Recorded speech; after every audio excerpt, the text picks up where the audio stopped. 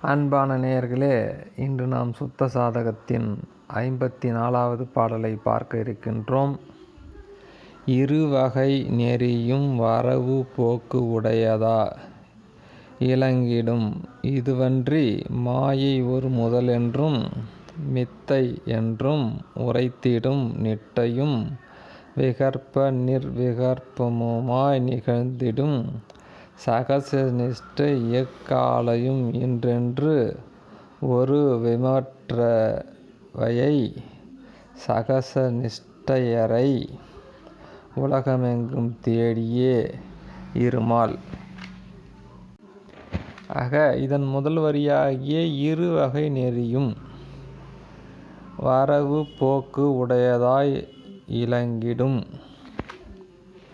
ஆக இருவகை நெறி என்பது சித்தாந்தம் மற்றும் வேதாந்த நெறியைத்தான் இங்கே கூறுகின்றார். இதிலே வரவு போக்கு உடையதாய் இயங்கிடும் என்பது பிறப்பிறப்பு என்பது உண்டு, இதுவன்றி மாயை ஒரு முதல் என்றும் என்பது மாயை என்பது இங்கே எதை குறிப்பிடுகிறார் என்று சொன்னால் 3 பொருள். பதி பசு பாசம் என்கின்ற அந்த பாசம் தான் இங்கே மாயை என்கின்ற வார்த்தையில் ஒரு முதல் என்று, முதல் என்பவள் ஆதியிலிருந்து, அதாவது பதி பசு பாசம் என்கின்ற 3ம் அனாதி. அனாதி என்று ஆதியிலிருந்தே அனாதி தொட்டே இது இருக்கின்றது என்று சொல்லக்கூடியது சித்தாந்த மார்க்கம். அதைத்தான் இங்கே சொல்லுகின்றார் முதல் என்றும். மித்தை என்றும் அதே மாயையே மித்தை என்றால் பொய், அப்படி ஒன்று இல்லவே இல்லை என்று வேதாந்தம் சொல்லுகிறது. அதை குறிப்பிடுகின்றார் மித்தை என்றும். உரைத்திடும் நிட்டையும். ஆக இந்த 2 விதமான நிட்டையும் என்பது இந்த 2 விதமான மார்க்கங்களும் நிட்டையை கூறுகின்றது. அது எந்தெந்த நிட்டை என்று அடுத்து சொல்லுகிறார். விகற்ப நிர்விகற்பமுமாய் நிகழ்ந்திடும். ஆக விகற்ப நிஷ்டை நிர்விகற்ப நிஷ்டை என்று 2. இந்த விகற்ப நிஷ்டை என்பது என்ன என்று சொன்னால், விகற்ப நிஷ்டையிலே பார்ப்பவன் பார்வை பார்க்கப்படுகின்ற பொருள் ஆகிய 3 நிலையிலே இருப்போம். அதை தான் விகற்ப நிஷ்டை என்று சொல்வார்கள். அது சித்தாந்த மார்க்கத்தில். வேதாந்த மார்க்கத்தில் நிர்விகற்ப நிஷ்டை என்று சொல்வார்கள். நிர்விகற்பம் என்பது பார்ப்பவன் பார்வை பார்க்கப்படுகின்ற பொருள் 3மே ஒன்று தான். அதாவது அத்வைத கொள்கை ஒன்று, அது பிரம்மம் ஒன்று தான். பார்ப்பவனும் பிரம்மமே, பார்க்கப்படுகின்ற அந்த பொருளும் பிரம்மமே, இந்த பிரம்மம்தான் என்கின்ற அந்த அறிவும் பிரம்மமே என்கின்ற 3ம் ஒன்று தான் என்கின்ற நிலையைத்தான் நிர்விகல்ப நிஷ்டை என்று சொல்லுவார்கள்.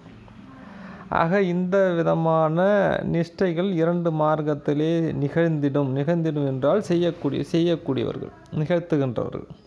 சகச நிஷ்டை ஒரு காலையும் இன்றென்று. ஆக சகச நிஷ்டை அவர்களுக்கு இல்லை. ஏனென்று சொன்னால் அதற்கு ஒரு விளக்கம் சொல்லுவார்கள். ஒருவன் கண்ணை மூடிக்கொண்டு பிரம்மம் நானே, பார்ப்பவன் நானே, பார்க்கப்படுகின்ற அந்த பொருளும் பிரம்மம் தான் என்று கண்ணை மூடிக்கொண்டு நிஷ்டையில் இருப்பான். ஆக கண்ணை திறந்த உடனே உலகத்துக்கு வந்து விடுவான். கண்ணை மூடும்போது அருவப்பொருளாக நினைத்து கொண்டு அந்த நிஷ்டையில் இருப்பான். கண்ணை திறந்த உடனே உருவப்பொருள் வந்துவிடும். ஆக இந்த மாதிரி 2 விதமான நிலையை அனுபவிக்கின்றவர்கள் அந்த நிர்விகல்ப சமாதி அல்லது நிர்விகல்ப நிஷ்டையில் இருப்பார். ஆனால் சகச நிஷ்டை என்பது அப்படி அல்ல. கண்ணை திறந்திருந்தாலும் மூடியிருந்தாலும் ஒரே நிலை தான் இருக்கும். ஆக அந்த நிஷ்டை இவர்களுக்கு இல்லை என்று சொல்கிற நிஷ்டை எக்காலையும் இன்றாம். அப்படி இருக்க நாம் என்ன செய்ய வேண்டும் என்று சொன்னால், ஒரு விமற்றவையை சகச நிஷ்டையரை உலகெங்கும் தேடியே இடுமால்.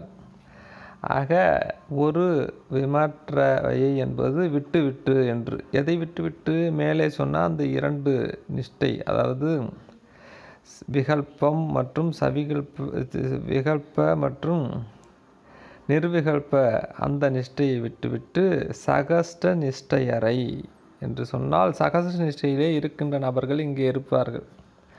ஆக வள்ளல் பெருமான் சொல்லுவார், சமாதி பழக்கம் பழக்கமல்ல, சகஜ பழக்கமே பழக்கம் என்று. ஆக சமாதி பழக்கம், சமாதி என்பது என்னென்னால் இந்த சமாதி தான், நிர்விகல்ப சமாதி, சவிகல்ப சமாதி என்றெல்லாம். இதையெல்லாம் பழக்கம் அல்ல. சகச பழக்கம் என்பது சகச நிஷ்டையை தான் கூறுகிறார். சகச நிஷ்டை அதுதான் சரியான நிஷ்டை என்று சொல்லுவார். ஆக அந்த மாதிரி சகச நிஷ்டை அறிந்தவர்களை